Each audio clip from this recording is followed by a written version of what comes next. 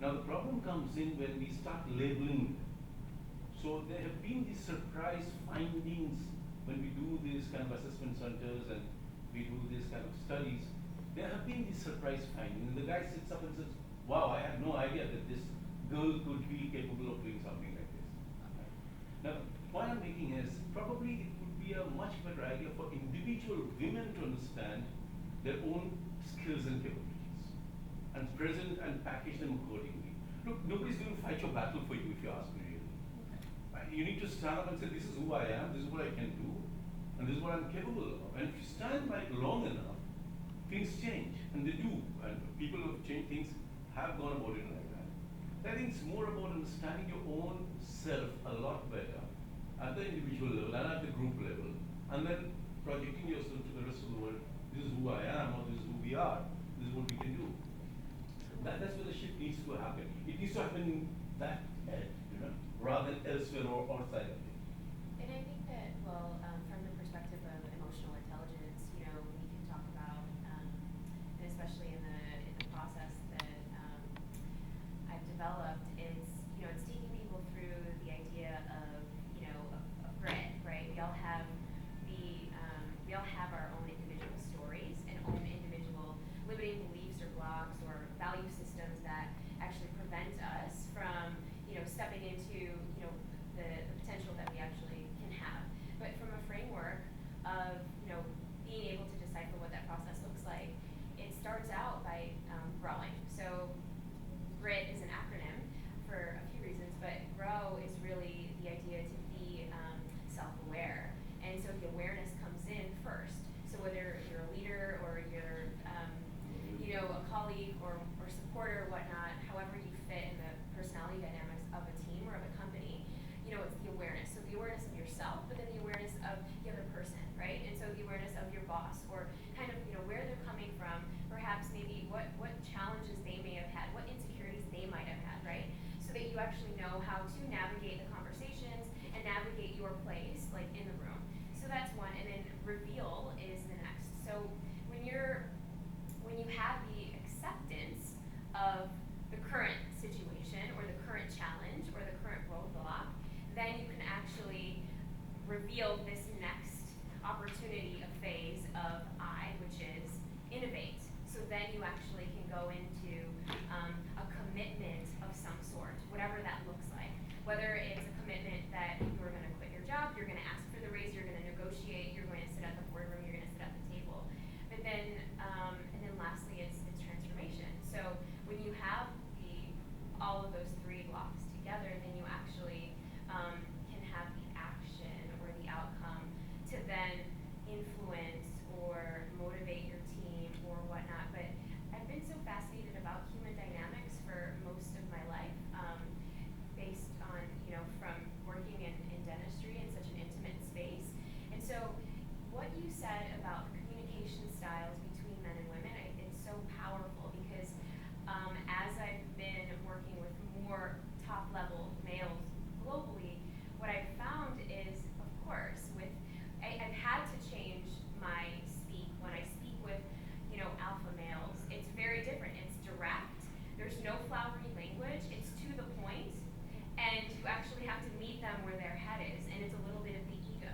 Whereas, and there's different. I forget what Daniel Goleman in a few of his books. They're actually a partner of the Yale Center of Emotional Intelligence. Talks about this a lot, especially with leadership in corporations.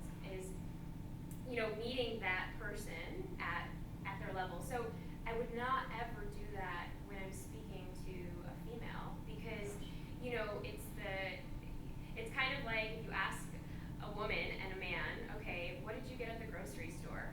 And then the woman will go, well, I was gonna go, and there's like a whole story around how they were supposed to get chai or bread, but then they came out with like 3 different bags, and then they'll tell you chronologically what they actually got. But then when you ask a man, hey, what'd you pick up at the grocery store? Oh, I got apples, bread, and eggs, and it's 3 things. But the woman's story is just like 20 minutes long, and that's basically how we compartmentalize things. And so if we are aware of that, it would actually not only help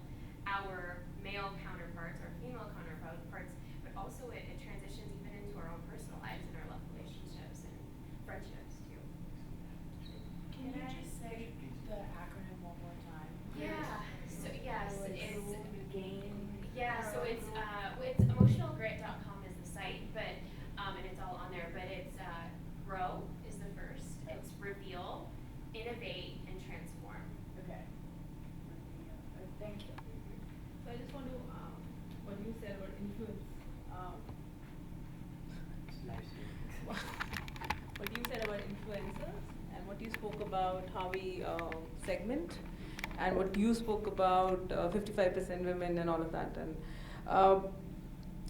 the influencers who are really influencing on the ground are not writing a book. They're not sitting and analyzing so much. They're not sitting and saying man, woman, this, that, etc. The ones who are really making an impact are quite invisible. And these are the kind of people, and I can tell you this because we are looking at something called, so the consciousness across the world is rising, right? And the conscious beings are under the surface. They're not really on the surface. You've not yet found them. The ones you've found are there, but they're more under the surface. These influencers don't necessarily want to be revealed. They are innovating, but they're innovating with communities. I cannot even bring them out. So we're trying to do something called a 100 Heroes project. I can't even bring them out and talk about even one of their things. Because their whole thing is, you guys, you'll bracket it, you'll framework it, you'll analyze the life out of it, you will create some structure out of this. It's not that.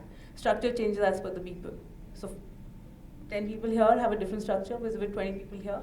So you're actually just going with whatever you're playing with whatever is in the room. That opportunity, unfortunately, never ever happens. To be able to speak to somebody and say, okay, why don't you just stand up? You've done so much and nobody knows you, and you maybe not the Dalai Lama just yet. But just come in to tell us about what you're up to. And these influencers, how do I bring these people up? Because they would be needed more than us with our belief systems in that sense, myself, to make a real impact. Right. How do we bring those people out? Yeah. Don't you think that what happens is there's definitely going to be some people who will be strong influencers, right? But also, isn't that the platforms have become so large, even the people who are not super comfortable with it are starting to show up. I mean, YouTube as a channel or Facebook as a channel, just a comment on Facebook as a channel sometimes can have profound impact on people's lives. And when that happens, it of course transpires like many-fold, because a video message or a conference like this or a live stream like that could be impacting several people at this point, and we would just not realize till the time we would realize. So as much as yes, we may want to think about, we should bring up influencers, and now we're talking personality types, right? There are a lot of people who are just not comfortable with that. It's just they don't want to be that front runner, they want to be the supporter, right? Not everybody wants to be the front runner of things. And I think that is okay. What we need is definitely people who are okay being the front runners to understand the whole thing and be able to communicate that effectively, and to be able to consistently communicate that. So the impact, if not, is not happening on the first video, it happens on the second or third, or if it doesn't happen on the first blog post, happen on the 10th book. Whenever it happens, but you consistently deliver the message from whatever your power is and your place is. I think from what I've heard today, it feels more like that we haven't had the chance of actually being able to, we don't have that chance right now in India. It will take the time that it needs to take, but at the same point in time, there are people who are making conscious efforts to be able to make those changes, but we're just not there yet.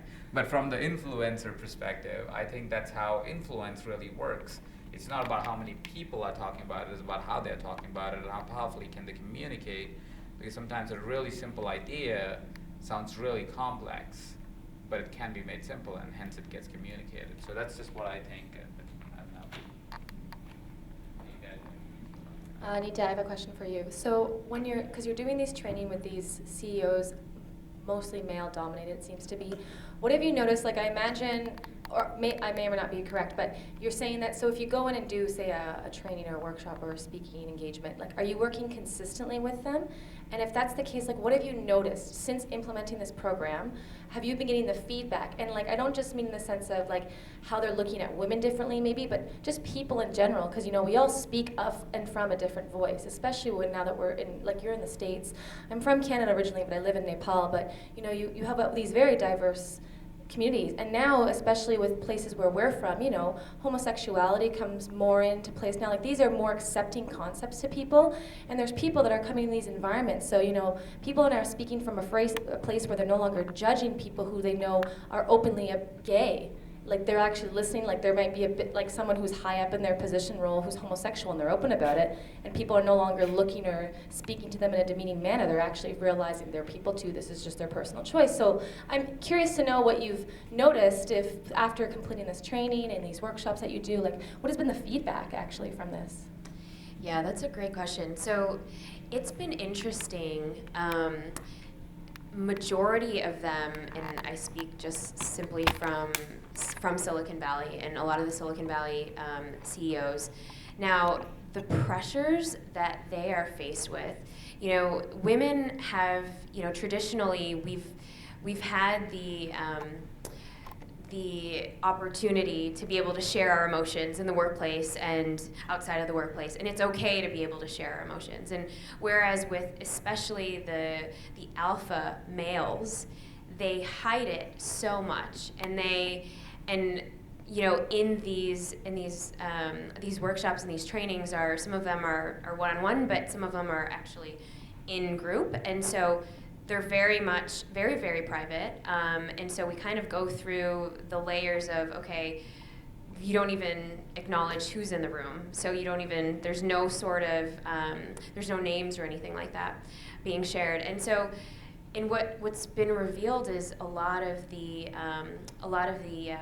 imposter syndrome, the fact that they're doing something, but they don't really know what they're doing. And are they capable of actually being able to execute? And you see this a lot, which is why they then lead from a fear-based standpoint.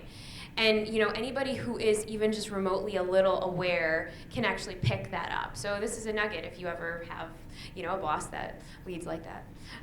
No one's going back to Mindvalley, so. But that it's really, why is that coming up, right? And so 90% of how we show up at work is really a reflection of how we wanted to be perceived at home. So some of the training, actually, we take them into like a whole storyboard of improv. And I actually took improv in Chicago for a little bit. I thought I was going to be funny for a second. But when you actually take them and have these different types of exercises that tests vulnerability and tests empathy and tests compassion, and really, you're not going to be judged. It's okay. Because even when I've had clients at the World Bank and really top senior level government officials, the one thing that they're so afraid of is the fear that somebody's going to figure out that they're not that smart, or they're not good enough, or they don't have it all together. And as men, they're such warriors, and traditionally, historically, that's always been that way, right? And so now we're just starting to crack into, okay, being able to master your emotions, because when you're mastering your emotions, you're more in tune, and then as a result, you build more trust, there's more bottom line, et cetera, et cetera. So there's this whole process. So to your point of, what's happened as a result, well, it's the self-awareness. It's the self-awareness that, okay,